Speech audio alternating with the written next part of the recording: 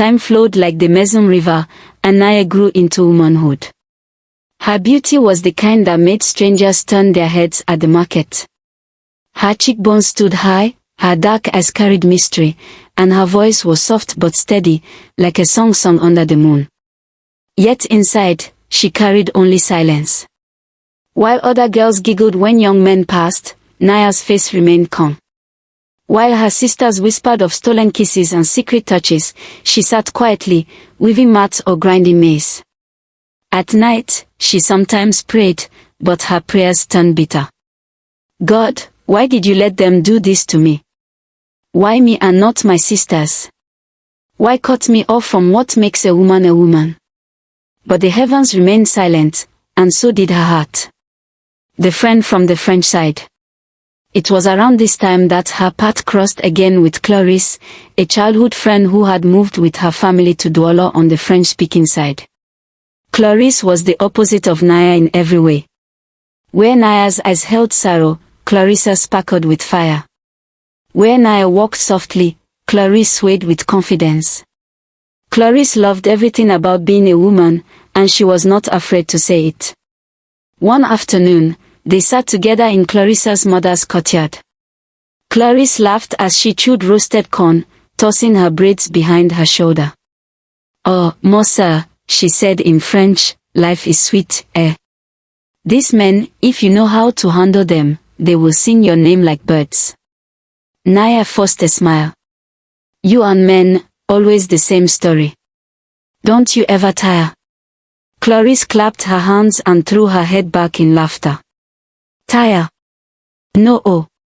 Me, I love love. I love when a man holds me. I love when my skin burns with fire. Naya, you don't know what you're missing." Naya lowered her gaze. She wanted to tell Clarisse the truth, but shame sealed her lips. So she only said, "Not everyone feels what you feel." Clarisse studied her for a moment, but then shrugged. "Then you are different, my dear. But mark my words, one day, you will find a man who will wake your blood." Naya smiled faintly, but her heart ached. If only it were that simple. Her first love, Ikoma. When Naya was 27, she met Ikoma, a young teacher in her village. He was intelligent, gentle, and spoke with the calm confidence of a man who knew the value of patience. He brought her books, asked her about her dreams, and never rushed her. For the first time, Naya thought maybe love could be possible. Their courtship was sweet in the beginning. He walked her home from the market, carried baskets for her, and spoke of marriage with a soft certainty. The villagers whispered, "At last, Naya will settle." But when Ikoma tried to move closer, when his hands reached for hers in the darkness, Naya stiffened. She postponed, delayed, avoided. "Not yet," she would whisper, forcing a smile. "Let's wait." Ikoma agreed at first. But months passed, and his patience grew thin. One night, under the stars, Ikoma finally said, "Naya, do you not want me?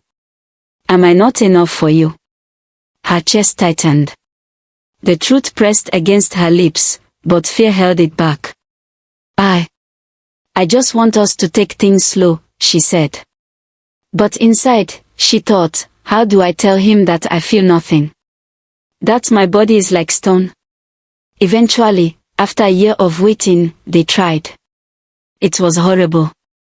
Naya's body did not respond, her heart felt trapped, and though Ikoma tried to be gentle, frustration soon replaced his kindness. She wept and confessed, "They caught me when I was a child. That's why I cannot feel." Ikoma was silent for a long time.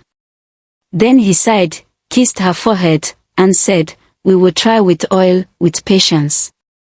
Maybe it will work." But it did not. Each time, Naya lay like wood, cold and detached. Ikoma grew angry. "Pretend, at least," he shouted once. "Make me believe you enjoy it. Must you always be a log?" Her tears only deepened his frustration. Quarrels grew, love thinned, and finally, Ikoma left. The villagers said, "It is Naya. Something is wrong with her. She chases men away." And Naya's heart sank lower into the hollow that had been carved years ago. The return to Clarisse. After Ikoma's departure, Naya withdrew further. She avoided gatherings, ignored suitors, and drowned herself in work. But one day, she visited Clarisse again in Douala. Clarisse was radiant, her laughter echoing in the courtyard. She was living freely, with men who adored her and nights filled with passion. Seeing her friend's sadness, Clarisse teased. "Naya, what is this? At your age, you still look like a widow without a husband. Me, I am enjoying life. One man cooks for me, another buys me dresses, another sings for me. And you, what do you have?" Naya forced a smile, but inside she felt bitterness. She envied Clarissa's fire, envied her ability to laugh and glow. When Clarisse spoke of nights of love, Naya only thought, if she knew the truth, she would not laugh so easily. And so, Naya carried her wound in silence.